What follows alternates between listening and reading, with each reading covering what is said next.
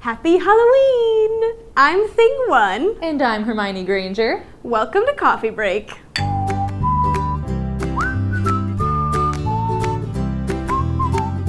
Today we're going to do the Spooktacular book tag, which was started by 1,000 Lives. No one tagged us, but we decided to do it anyway because it's Halloween. Yep. Okay, trick or treat. What's a book or series you'd consider a treat? Well, you should go first. You're Thing One. Can I? Sure, I can go first. All right. I don't know if this is cheating, but I think it's a treat that because we work at a publisher, we get to read books early. So, for example, I just read Mr. H because we just got this F and G in. Yep. So that's fun because you guys don't get to read it for a while. But yeah, so all early books are my treat. One of my all-time favorite series is Douglas Adams's Hitchhiker's Guide to the Galaxy. For those of you who haven't read it, I can't succinctly explain what makes it so awesome. And for those of you who have read it, you don't need an explanation. They understand. What's your favorite paranormal read?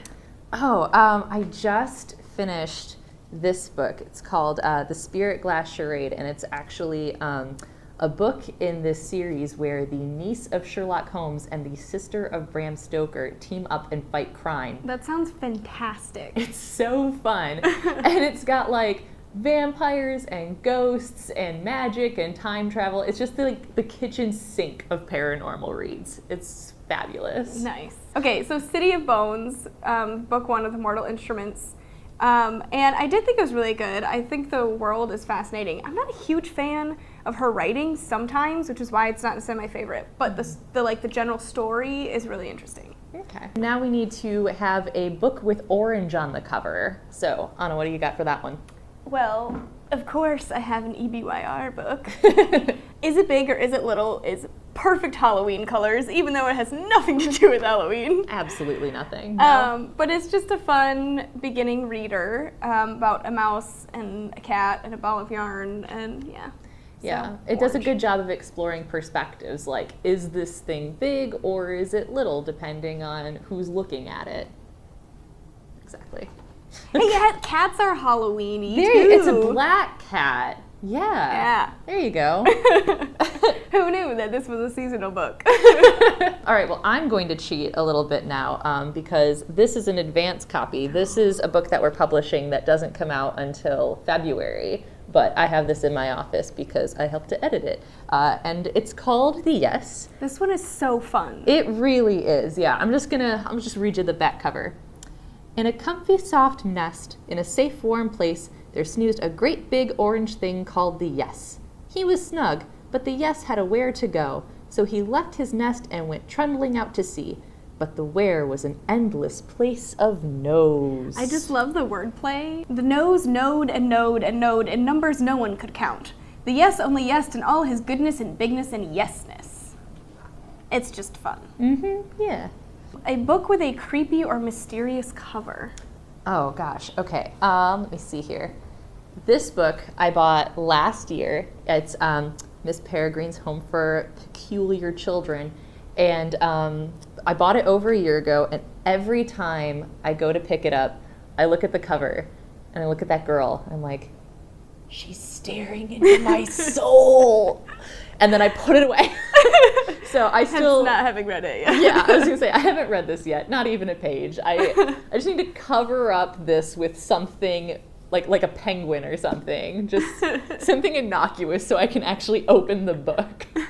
This is a book that I've been reading a little bit on and off. It's The Invention of Murder, How the Victorians Reveled in Death and Detection and Created Modern Crime.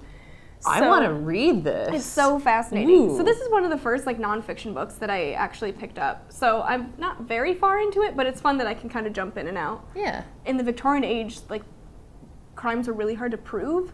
So really, whoever the town just suspected would often get accused and hanged, because how do you prove that it's not them? You've got shifty eyes, it must be you. Exactly. Who would one of your favorite characters dress up as for Halloween?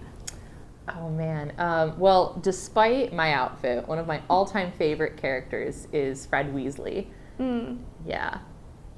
J.K. Rowling, you know what you did.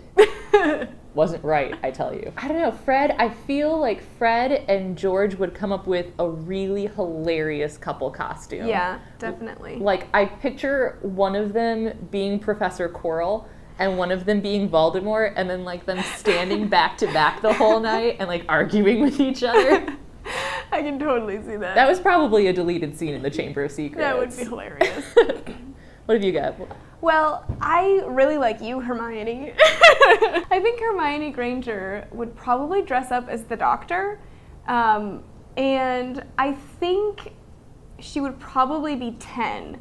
Okay. I would not be surprised if she would be one of the earlier Doctors, which, to be honest, I have not watched yet, so I couldn't say which one. But I mean, I like the idea of me being David Tennant. Like, yeah, that's cool. And like, no, she would not be a companion. She would totally be the Doctor, despite be the Doctor. him not having been female yet. So if you have any of your own answers for these questions that you'd like to share, please leave them in the comments. We'd like to hear from you. Or do your own video and let us know. Yeah, tag us in it if you do. That's going above and beyond. Yeah. So we may tag some people, but as it's Halloween already, I don't know how many people will actually do this. So do it if you want, but we won't blame you if you don't.